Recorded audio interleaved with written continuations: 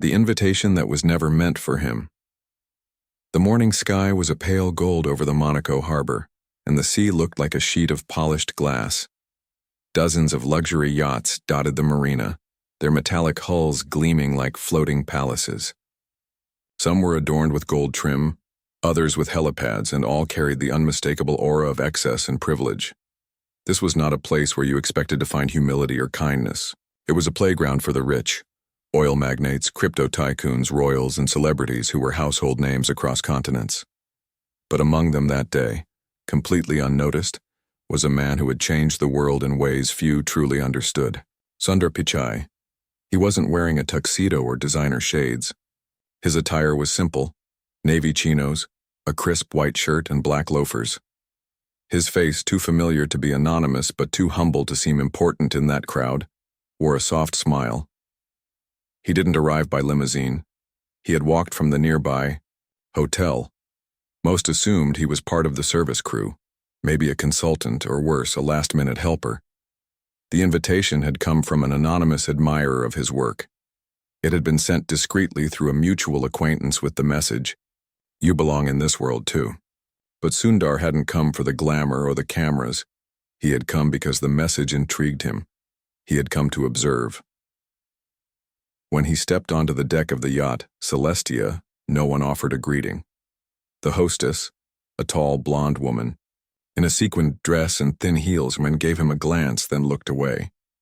She leaned toward a waiter and whispered something with a smirk. Two men in tuxedos chuckled and glanced at Sundar, not knowing who he was. One of them muttered, "I didn't know IT guys made house calls to yachts now." Sundar said nothing. He simply walked toward the railing and looked out at the horizon. A soft breeze ran through his short hair and he inhaled deeply. He was used to being invisible in rooms of people who only saw titles and brands. That had never bothered him. What did unsettle him was the way some people still chose to mock what they didn't understand. On board, the festivities were in full swing. Champagne flowed like water, caviar was served on ice sculptures, and a string quartet played a mashup of classical and modern tunes. Someone shouted across the deck, "Who let the caterers mingle with the guests?" It was followed by loud laughter. Sundar turned slightly and saw a group of young tech investors, all in their late 20s, holding cigars and cocktails. They were looking right at him. Still, Sundar didn't react. He had spent his life mastering that silence, not of passivity, but of grace. He knew who he was, and if the people here didn't, that wasn't his fault. It wasn't long before one of the more boisterous guests, a man in his mid-40s with slicked back hair and a Rolex the size of a saucer, walked up to him with a crooked smile. "Hey buddy, can you grab me another drink? Tequila? Neat." Sundar raised his eyes slowly. "I'm not part of the staff," he said quietly. The man blinked, confused. "Then what are you doing here?" "I was invited," Sundar replied, his tone steady but not defensive. The man scoffed. "Yeah, well, someone must have made a mistake. This is an exclusive event. We don't just let people walk in off the street." "I understand," Sundar said with a small nod. "Have a good evening." He turned back to the ocean, thinking maybe it was time to leave. But something stopped him. A quiet presence behind him. A young boy, no older than 10, had wandered away from the crowd, holding a small digital tablet in his hands. He tugged at Sundar's sleeve. "Are you Sundar Pichai?" the boy asked, eyes wide. Sundar smiled. "Yes. How did you know?" "My dad talks about you all the time," the boy said, grinning. "You made Google better. You made Chromebooks. I use one at school." That simple moment, that honest acknowledgement, made every insult fade. Sundar crouched down. "What's your name?" "Oliver." "It's very nice to meet you, Oliver. You're the first person who's recognized me all day." The boy laughed. "They're silly if they don't know who you are." Before Sundar could respond, a woman came rushing over, Oliver's mother. "Oliver, you can't run off like that." She looked up and froze. "Wait, Mr. Pichai?" The color drained from her face as realization hit. She quickly straightened herself and muttered, I am so sorry for the way you've been treated here. I had no idea you were... It's okay, Sundar said kindly. Your son just made my night better. But not everyone appreciated the moment. The hostess returned with 2 security men in tailored suits. Sir, she said coolly, there seems to be some confusion about your invitation. Could you please show proof? Sundar remained calm. He handed over his phone and scrolled to the invitation.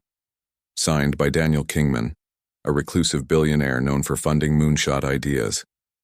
The hostess blinked in shock. Mr. Pichai, I didn't realize. Please accept our apologies. You're more than welcome. Sundar didn't say anything. He simply nodded and walked back toward the center of the yacht, this time not invisible, but visible in the most uncomfortable way. Faces turned. Whispers spread. The same men who had mocked him now adjusted their jackets, suddenly too eager to appear polite. One of them even approached him, extending a hand. Sir, I'm a big admirer of your work. If you ever want to talk venture funding, Sundar interrupted. I'm just here to observe. Please, enjoy the evening. But the balance had already shifted. What no one knew was that the real moment of truth was yet to come. The yacht was about to make a sudden stop at a private island where a crisis was unfolding, one that would challenge not just their wealth, but their humanity. And Sundar's quiet wisdom would become the lighthouse in a sea of chaos. The real story was only beginning. The island nobody was prepared for as the evening sun dipped below the horizon. The sea transformed from a shimmering sheet of gold to a vast canvas of indigo and violet. The luxury yacht Celestia was now adrift toward a private island estate known only to an elite circle of the rich and powerful.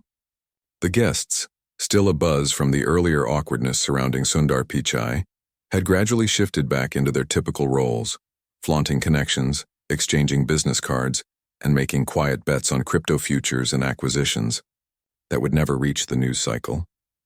Yet, beneath the shallow laughter and clinking glasses, an unmistakable undercurrent of discomfort now lingered among those who had mocked Sundar earlier. It wasn't just guilt. It was fear of having insulted someone they should have revered. Sundar, however, seemed untouched by their whispered regrets. He had returned to his quiet spot at the edge of the upper deck, watching the yacht slice through the still waters like a ghost in the dusk. He was not a man interested in retribution or recognition. His presence on that yacht had never been about being seen. It was about understanding how power behaved when no one was watching. And now, as the distant lights of the island began to twinkle on the horizon, Sundar sensed something was off. The captain, who had been unusually tense since the afternoon, finally came over the intercom and announced, "Ladies and gentlemen, we'll be docking at Horizon K shortly. Please prepare for a brief transfer via launch boat to the main property. There has been a minor power issue on the island, but it is being resolved. Nothing to worry about." But Sundar knew better. In the corporate world, minor meant something avoidable had become urgent. In the real world, it meant someone had failed and the consequences were now unavoidable. As the yacht slowly approached the private dock, guests began to murmur. Horizon K was no ordinary private island. It was a self-sustained marvel, owned by the same enigmatic billionaire who had sent Sundar the invitation. The estate was powered by solar grids, desalinated its own water, and was equipped with AI-driven infrastructure. Yet the entire island now appeared shrouded in unnatural darkness.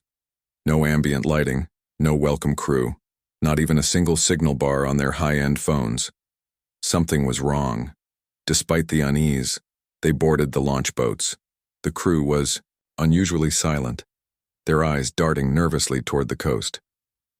By the time Sundar and the other guests reached the shore, the truth had already begun to unfold in fragments. A storm 2 nights ago had destroyed the island's main solar converter.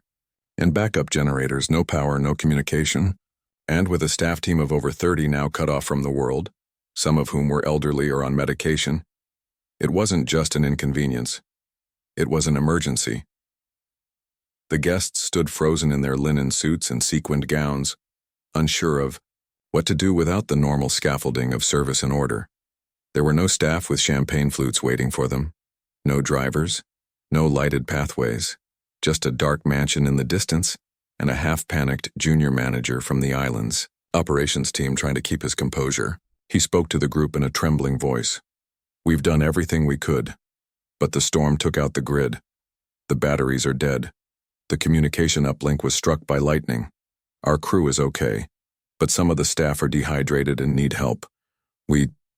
We didn't expect you all to come today." Panic set in subtly, not in screams or running, but in the way the elite looked at each other with sudden discomfort. They were used to paying others to solve problems, not solving them themselves. And here, with no assistance, no Wi-Fi, no room service or air conditioning, the mask of luxury began to fall off quickly. The hostess who had earlier insulted Sundar was now on the verge of tears, whispering to her boyfriend, "We can't stay here. Let's go back to the yacht." Sundar stepped forward quietly and asked the young operations manager, "Is there a map of the power grid? And do you have access to the backup system's layout?" The man blinked. "You know about solar arrays?" "I understand enough to diagnose. Where's your system's core?" "In the basement of the estate. Then we need access. And we'll need volunteers. There's no magic fix. But we can at least try to bring something back online manually, or reroute backup power to refrigeration and water systems first." A few guests laughed nervously, assuming Sundar was joking. But when he turned and began walking toward the dark mansion without another word, something shifted. A quiet respect began to bloom in the air, not the kind that comes from wealth or fame, but from purpose. 10 minutes later, Sundar was in the bowels of the mansion with 2 staff technicians, sleeves rolled up, sweat beading on his forehead in the stifling heat.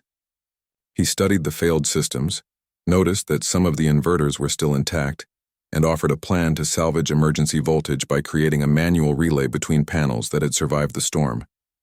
It wasn't elegant, it wasn't long-term, but it would be enough to restart the water systems, recool the fridges, and power emergency lighting. Upstairs, meanwhile, the elite began to truly feel the pressure of discomfort. The AC was out, the food was spoiling, bottled water was limited, the temperature had risen. And worse, their power, for once, meant nothing. That was when Oliver, the little boy who had recognized Sundar earlier, stood in front of the group and said proudly, "He's fixing it. Mr. Pichai is fixing the island." Nobody said a word. The woman who had earlier asked Sundar to show his invitation now sat on the steps, her sequined dress soaked in sweat, her face streaked with guilt and regret. She had made a joke about a man who had once helped reshape the future of mobile access for children like her own son. And now, when everyone else had frozen, that same man was down in a basement, leading quietly, efficiently, and with compassion. 3 hours later, dim lights flickered across the estate. A generator began humming. Water started flowing again. Cool air returned in pockets. A cheer broke out, not of celebration but of relief. Sundar emerged covered in dust and grime, wiping his hands with a cloth. And in that moment, no one cared how much he was worth or what he wore. He had led when others had looked for someone else to blame. He had acted when others had panicked. And he had done it with the same quiet dignity that had guided his journey from a modest home in Chennai to the helm of one of the world's largest tech companies. That night, there were no more jokes, no more dismissive glances, just a gathering of humbled souls, many of whom realized for the first time what true leadership looked like. Not in arrogance, not in dominance, but in calm service when it mattered most. And Sundar? He asked for nothing in return.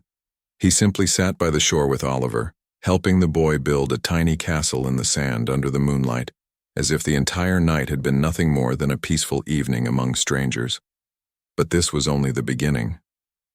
What Sundar had unknowingly uncovered in that mansion would soon lead to a scandal and an opportunity that would challenge everything the guests thought they knew about wealth, status, and what it meant to truly matter. The secret beneath. The estate, the island, once cloaked in eerie silence and bathed in the dim hue of emergency lighting, had taken on a different energy, after Sundar Pichai's quiet leadership restored a sense of order. The air was still warm and thick with humidity, but the crisis had passed, and at least on the surface. While the other guests tried to resume their evening in the mansion's grand hall, where salvaged food was served by candlelight and soft music now played from Bluetooth speakers powered by the restored energy reserves, Sundar remained detached from the festivities. He had returned to the technical basement, not because he wanted recognition, but because something about the setup had bothered him from the moment he arrived. Something subtle and yet too glaring to ignore. It wasn't about the failed inverters or the melted relay conduits. Sundar had fixed those. What lingered in his mind was a small observation he had made during the repairs. Behind one of the energy panels, bolted to the farthest wall, was a locked steel access door that didn't match the architecture of the island's modern design. It looked older, out of place. There was no ventilation or wiring connected to it. Just a smooth metal frame with a numeric keypad and a palm scanner, one that didn't seem to be connected to the main security system. A hidden room, hidden from everyone. Sundar didn't mention it at first, but after speaking with one of the older maintenance staff who had been stationed on the island for over 5 years, he learned that even the senior engineers weren't allowed to go near that door. Only 2 people ever accessed it: the estate's reclusive owner, Daniel Kingman, and a mysterious liaison known only as Mr. Bale, who rarely appeared in daylight and never stayed longer than a few hours. The staff referred to the door in hushed tones, calling it the vault, though no one truly knew what was inside. The explanation given was vague: high-voltage experimental servers, or backup AI labs, depending on who you asked. But Sundar had seen experimental labs. He had built some of them himself, and nothing about that door suggested anything remotely standard. What drove him deeper into suspicion wasn't curiosity, but responsibility. Earlier that evening, while power was being rerouted, Sundar noticed that the grid around that section of the basement had drawn an unusual amount of energy, far beyond what a server room would need. And even now, with the estate on emergency reserves, that section was still quietly drawing current, a large volume, with no clear destination or purpose. He decided he had to understand what it was, not out of paranoia, but out of principle. Something didn't fit, and too often in his life Sundar had learned that ignoring small inconsistencies led to dangerous oversights. So he did what came naturally. He investigated. Late into the night, when most of the guests had retreated to their rooms, Sundar returned to the basement with a toolkit and a flashlight. The air was heavy and still, filled with the low hum of restored electrical currents. The access door was cool to the touch, the scanner blinking red, waiting for a handprint it would never receive. Rather than try to break in with force, Sundar examined the control panel closely.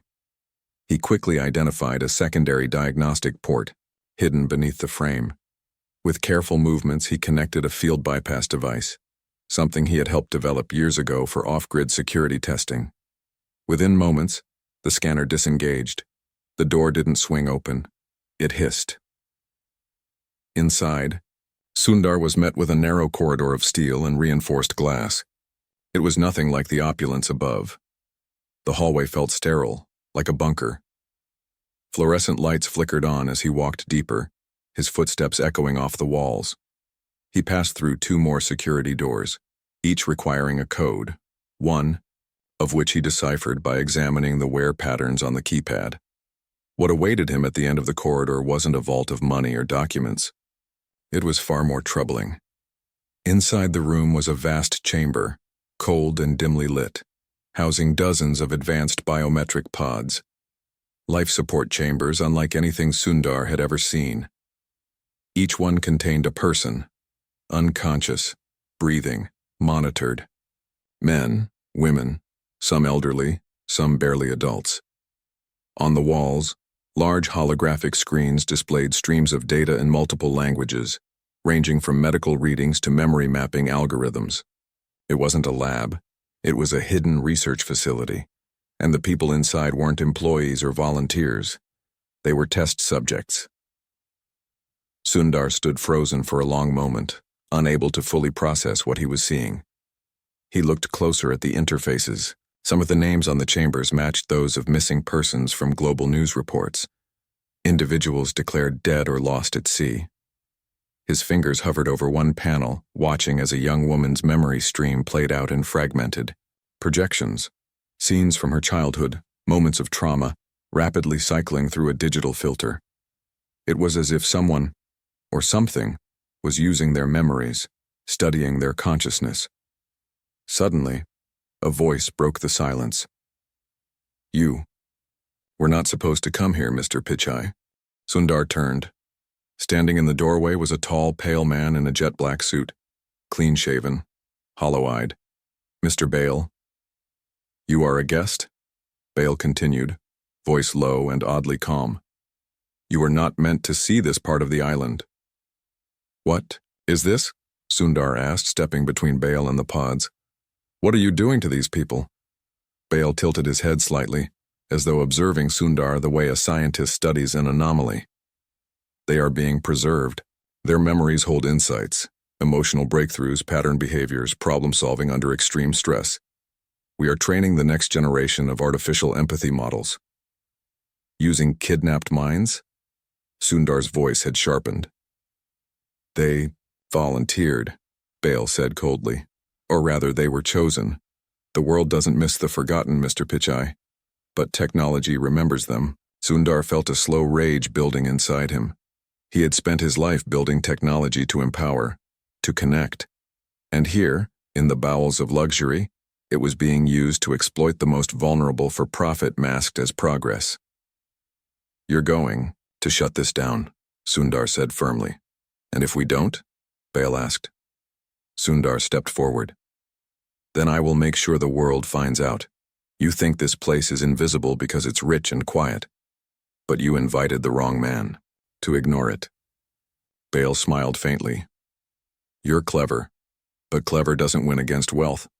Then you haven't seen what character can do." That was the moment Bale knew Sundar wouldn't be bought and he wouldn't be threatened. And what's worse for people like Bale, Sundar knew how to move the world without shouting. Quiet, steady, and immovable. What had begun as humiliation on a yacht had now become something far more serious. A war between ethics and exploitation, between dignity and darkness. Sundar left the chamber that night knowing he had to act, not for revenge but for the people whose lives had been hidden and abused. What he didn't yet realize was that one of the people in those chambers had a direct link to his own past, someone he thought was long gone, and that discovery would change everything. The memory that wasn't supposed to exist the next morning. The sun climbed steadily over Horizon K, casting long shadows through the estate's arched windows. The island appeared calm to the unknowing eye, the guests leisurely waking up, sipping coffee brewed from the resurrected machines, and discussing the prior evening's events as if they were nothing more than a mildly inconvenient camping experience. The staff, now slightly more coordinated thanks to the restored power, had resumed their duties, their professionalism a mask over fatigue and worry. But for Sundar Pichai, there was no rest. He hadn't slept. Not after what he had discovered. The secret chamber, the pods of unconscious individuals, and the conversation with Mr. Bale played over and over in his mind like a haunting loop. But it wasn't just the revelation of exploitation that kept him awake. It was one face in particular. One pod, tucked in the far corner of the chamber, bore a name etched into Sundar's soul. Vikraman Pichai, his older cousin, the boy who had once inspired Sundar's earliest love for engineering. The boy who had vanished in the late 1990s during a research trip to the Andaman Islands, presumed drowned after a boat accident. No body had ever been recovered, just a devastated family, and a memory that had grown hazier with time. But there he was, alive, barely aged, suspended in a pod with wires monitoring every pulse, and a stream of neural data flowing across the screen above his head like a silent scream. Sundar had staggered back when he saw him. The years of loss, the unanswered questions, they all surged forward at once. His knees had buckled, but his resolve had only strengthened. This wasn't just unethical now. It was personal. Someone had taken Vikraman, erased him from the world, and used him like a living library of memory. Whatever project Bale and his team were running, they had chosen their subjects not randomly, but precisely. Intellect, emotional resilience, memory density, and perhaps family ties that made them easy to isolate. Now, Sundar sat alone in a quiet garden behind the estate, the salt breeze brushing his face as his mind raced. He held a satellite phone he had taken from the estate's emergency stash, one of the few devices not tied to the main security grid. He was preparing to contact someone outside the island, someone who could make this public. But he hesitated, not because he feared exposure, but because he knew what came next. The people on this island weren't ordinary partygoers. They were leaders of corporations, board members of billion-dollar companies, sons and daughters of global politicians. Exposing the chamber and its purpose would spark a storm. It would ignite legal chaos, reputational ruin, and in some cases criminal investigations. Sundar had the credibility to spark that chain reaction, but he also knew it would put a target on his back, and more importantly, he had to find a way to extract Vikraman and the others safely before alerting the world. If he leaked too early, Bale might purge the chamber and destroy everything.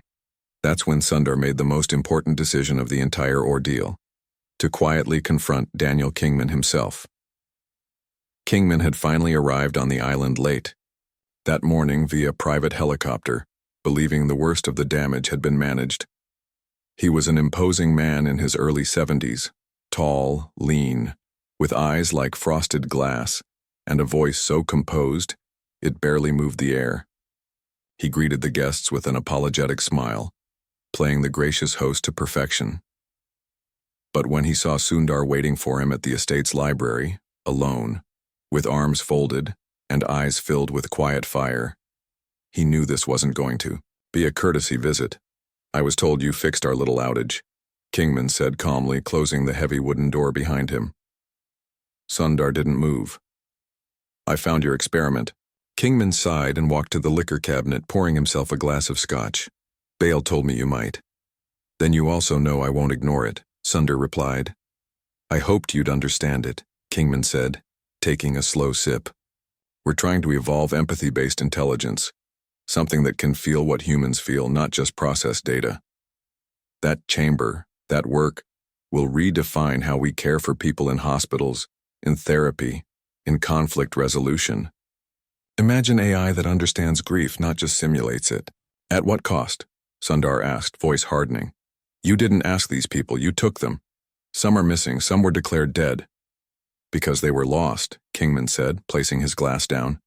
"We gave them purpose. You think the world would have missed a poor engineer from Chennai 20 years ago, or a refugee girl from Aleppo with no documents. They were ghosts, Sundar. Forgotten. And now their experiences will teach machines to love." Sundar stepped forward, nearly trembling with restrained fury. "My cousin was not a ghost. He was a human being. He had a family, a future. You don't get to justify kidnapping by pretending it's compassion." Kingman didn't blink. "You're emotional. That's why you can't see the bigger picture." "No," Sundar said slowly. "It's because I see people as more than inputs, and that's what makes me dangerous to you." A long silence followed. Kingman finally spoke. "What do you want?" "Release them. All of them. Wipe the data. Shut it down." Kingman smirked. "That would cost me billions, years of research, global partnerships. Do you really think you can leverage morality against me?" Sundar took a small device from his pocket, a simple flash drive. "I already copied the logs, the neural data streams, the biometric records, everything. I've backed it up in 3 locations. If anything happens to me, or to them, it goes to the press, to the courts, to every human rights group on Earth." Kingman's expression darkened. "You underestimated me." "No," Sundar said, turning for the door. "You underestimated the strength of someone who knows what it means to lose." He left the library without waiting for a response. Outside, the air was still. The sky was clear. But a storm had begun to gather, not above the island, but within its walls. Sundar had challenged a power greater than most could imagine, but he didn't flinch. He had stared into the eyes of someone who saw humans as tools, and he had answered with the most unshakable force of all: human dignity. As he stood on the balcony of his guest suite later that night, looking out over the now flickering estate, lights, he received a quiet knock. It was one of the technicians he had helped earlier, a woman named Alea. "They're moving the pods tonight," she whispered. "Bale wants to clear the chamber before anyone else sees." Sundar nodded. "Then we have to move faster. Do you have a plan?" "I do now," he said, his voice calm but charged. "And you're going to help me get Vikraman out. Because now, it wasn't just about truth. It was about family. And Sundar Pichai was no longer willing to lose anyone else. Not to arrogance, not to science without ethics, and certainly not to men who thought power could replace conscience. The quiet rescue nightfall returned to Horizon K with an unnerving silence. The soft glow of solar-powered lanterns had replaced the flickering estate lights, and the once vibrant laughter of the elite now drifted like whispers carried off by the sea breeze. The mansion stood like a fortress of opulence, hiding rotting secrets beneath polished marble and imported stone. Beneath it, however, where no music reached, where chandeliers gave way to dim industrial lights and the sterile echo of machines, Sundar Pichai stood again, not as a guest, not as a CEO, but as a man on a mission to bring justice to the forgotten and dignity to the stolen. Alea, the technician who had decided to risk her job, and perhaps her safety, to help him, handed over a keycard and whispered details of the planned relocation. Bale intends to sedate the entire pod system and ship it by barge to an offshore research unit. No digital footprint, no questions asked. They'll disappear by morning. Sundar's jaw clenched. Then we have less than 5 hours. With the keycard and his copied data logs, Sundar enacted a plan as precise as it was quiet. The rescue wouldn't be loud or dramatic. There would be no crashing gates or fiery speeches. That wasn't his way. Instead, it would be the careful, strategic unraveling of a secret too large to remain buried. He didn't need to storm the system. He needed to outthink it, and he had spent a lifetime doing exactly that. They entered the hidden corridor through the service tunnel that connected the wine cellar to the estate's lower mechanical rooms. While guests dined upstairs on imported shellfish and vintage wine, Sundar and Alea navigated the darkness with handheld lights and determined silence. The hallway was colder tonight. Bale's people had already begun draining non-essential systems to conserve energy for the transport process. Many of the biometric pods now showed red indicators, prepped for deep sedation. Some of the individuals inside had their vitals slowed to dangerous levels. It was clear Bale was not moving them with care, only efficiency. Sundar found Vikraman's pod first. He stared through the glass at the cousin he had once idolized, his chest rising and falling beneath layers of biometric gauze. Memories surged. Dusty rooftops in Chennai where they played with wire scrap and magnets. Teenage nights discussing science fiction. The final family photo before the news of the boat accident shattered them all. Vikraman had always been the genius in the family. And now here he was, alive but imprisoned in the name of empathy research. "I'm bringing you home," Sundar whispered. With Alea's help, they began the extraction. The pod's AI warned against disconnecting, but Sundar bypassed the prompts using root access from the estate's engineering archive. Once disconnected, Vikraman's vitals stabilized. A slight murmur escaped his lips, a whisper, lost in sleep, but filled with life.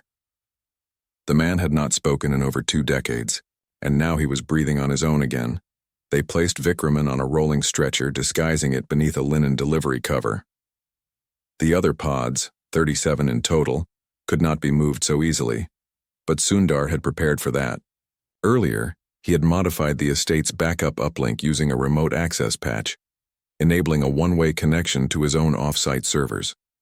Within minutes, encrypted data of every subject's condition, location, biometric profile, and memory stream was uploading silently to a secure cloud drive. If Bale tried to erase them, Their digital existence would remain as evidence, enough to trigger a global inquiry. As they rolled the covered stretcher through the tunnel toward the small marina where service boats were docked, Alea froze. A figure stood in the passage ahead, tall, calm, with eyes that reflected nothing. Mr. Bale. "You really think you're smarter than the system?" Bale asked, stepping closer, his hands behind his back. "You should have just walked away." "Sundar, I don't walk away from people," Sundar replied evenly. Bale's tone was almost conversational. "You can't save them all. Do you know how much money was invested into that research? Do you understand the doors it would open?" Sundar stepped forward, standing between Bale and the stretcher. "Doors that should never be opened." Bale chuckled, a low, soulless sound. "You always wanted to be a world changer, but you're just a man, clinging to old ideals." "No," Sundar said quietly. "I'm a man who knows that changing the world means protecting what makes us human." Bale moved as if to reach into his coat, perhaps for a communicator or worse. But Alea stepped forward and held up a small device. "If you alert anyone," she said, "this detonates your entire server cache. Gone. Just like that. Your precious algorithms will vaporize before your eyes." Bale paused, realizing too late that he had underestimated them. He stepped back, the flicker of control vanishing from his face. "You've made a very powerful enemy." Sundar didn't blink. "You've made yourself irrelevant. That's much worse." With that, they pushed past him and exited the tunnel. The marina was quiet. The staff had been sent off duty hours ago. Sundar's arrangements, made quietly through an old friend in environmental monitoring stationed near the quay, arrived, right on time. A discreet research boat powered by hybrid engines waited offshore, crewed by a neutral team who had received only one instruction: protect the patient and trust the man delivering him. As Vikraman was carefully loaded aboard, Sundar took one last look back at the estate. The towering mansion of marble and pride had revealed its cracks. The people inside were still sleeping, unaware that beneath their luxury an ethical rot had nearly consumed lives. Alea turned to him. "What now?" "Now I leave," Sundar said, "and I make sure no one forgets what this place tried to bury." "And me?" "You've done more good in one night than most do in a lifetime," Sundar replied. "If you want out, I'll make sure you disappear. The safe way. But if you want in, to finish what we started..." She didn't hesitate. "I'm in." The boat faded into the darkness, carrying Vikraman toward a new life. And as the first light of morning returned to Horizon K, the once humiliated guest had become the quiet force that unraveled $1 billion secret without firing a shot. But the world hadn't heard the story yet. That moment was coming, because Sundar Pichai wasn't just going to rescue lives. He was going to hold the powerful accountable and remind the world that no amount of money, luxury, or manipulation could compete with the enduring strength of a clear conscience. The world finally knew. A week later, the headlines would break the internet, but in the immediate hours following the quiet rescue, Sundar Pichai was not thinking of global reactions, social media eruptions, or political pressure. He was focused only on healing a man who had once been his mentor, his inspiration, and who had been denied a life for over 2 decades. Vikraman lay in a recovery bed inside a private hospital in Marseille, watched over by one of the best neurologists in Europe.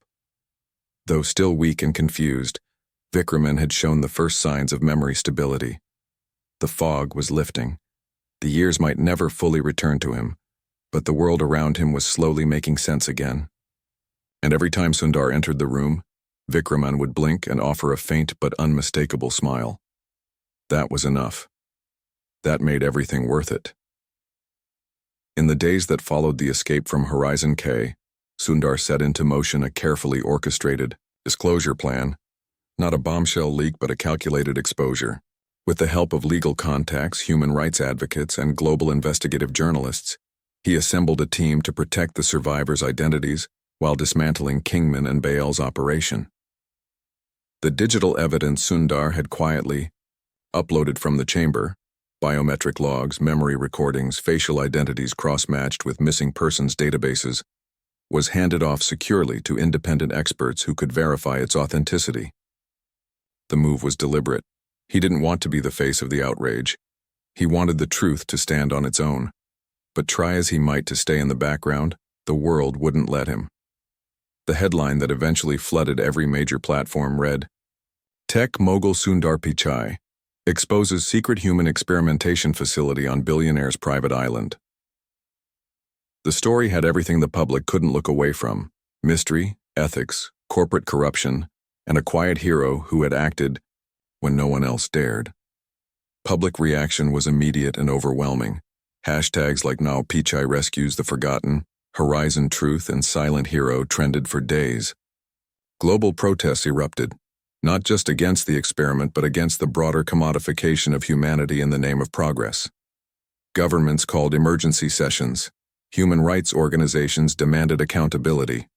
And Daniel Kingman, once untouchable, vanished from public view as legal investigations closed in like a vice. Bael, meanwhile, had attempted to vanish, but a coordinated international warrant ensured he would be intercepted at a private airstrip in Croatia, arrested without incident. His silence during the trial only made him appear more monstrous. He refused to speak, refused to explain, but the evidence was louder than any denial. The surviving victims, under new identities and care, began to receive medical support and legal compensation funded through frozen assets seized from Kingman's estates. For the first time in years, they were no longer ghosts. They were human again, visible, honored. And Sundar?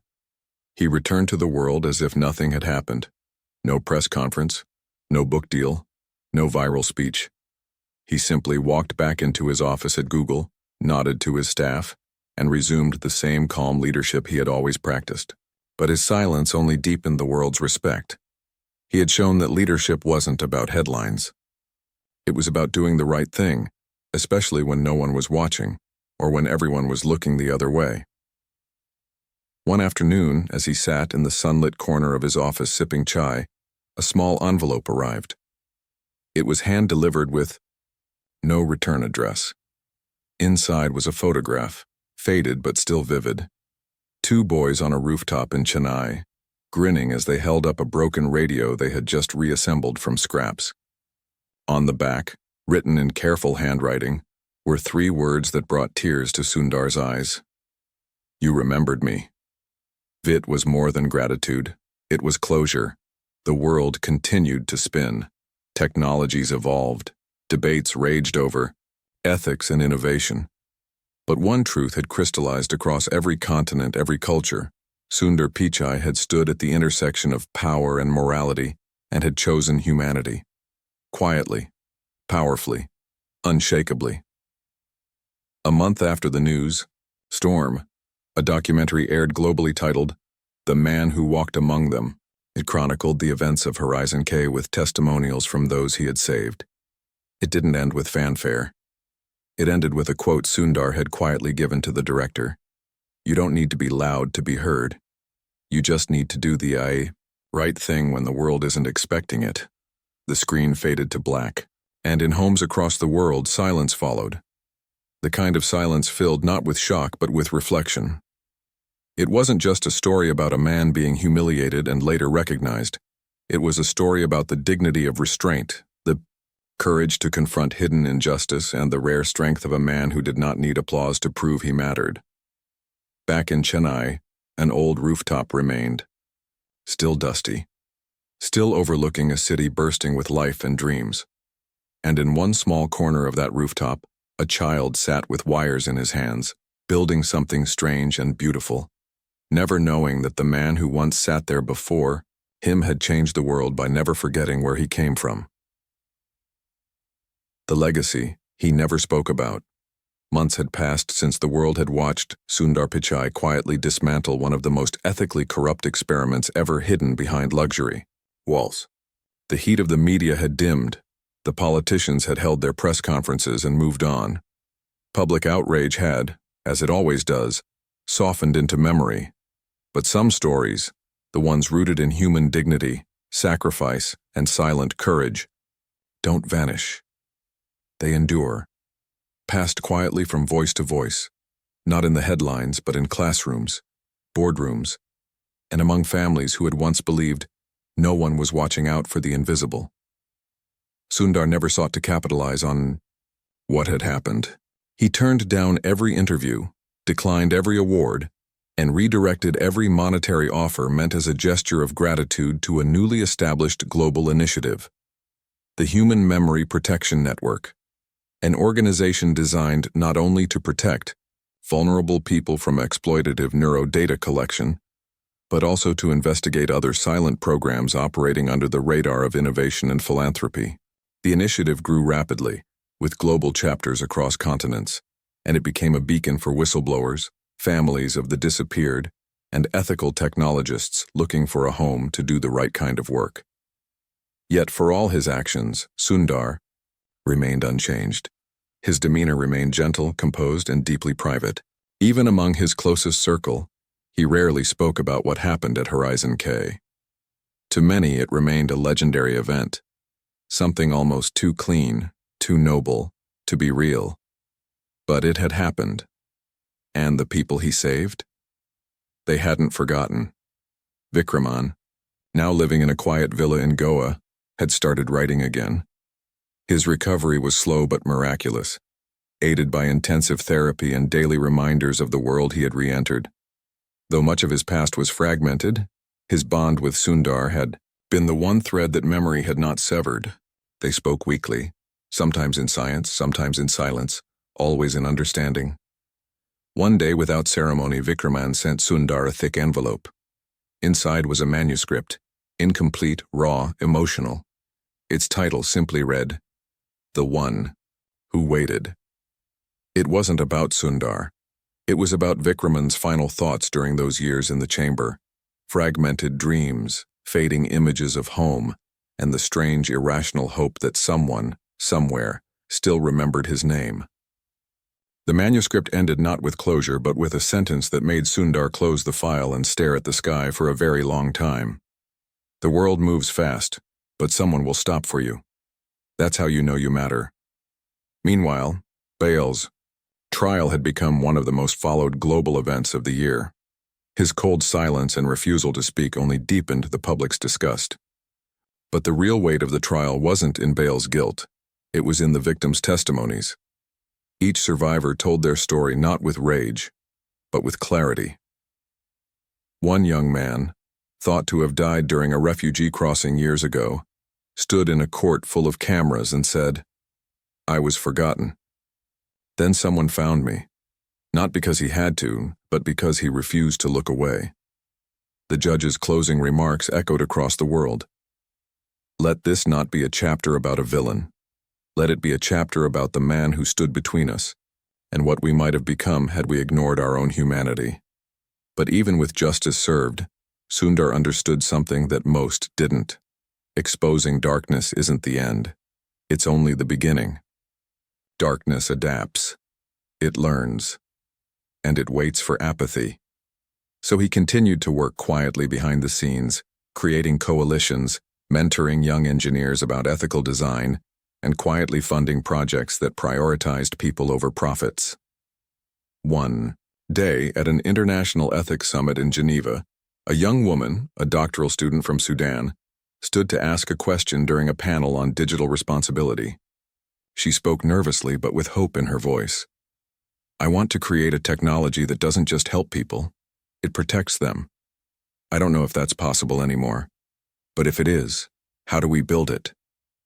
Sundar, who rarely took public panels anymore, happened to be in attendance. He stood slowly, the room falling into silence.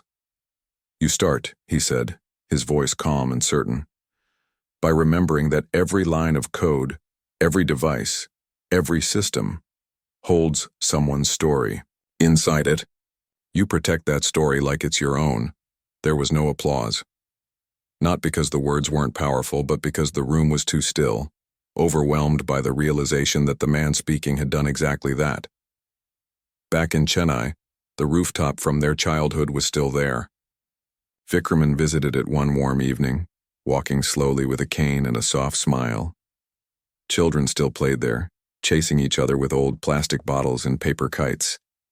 He stood quietly, looking out over the city, watching as the sun dipped low and bathed the buildings in gold. One boy approached him holding a broken toy drone. "Can you fix it?" the boy asked innocently. Vikraman took the drone in his hands and turned it over slowly, smiling. "I used to know someone who could fix anything." He sat on the edge of the roof, tools in hand, and began to work.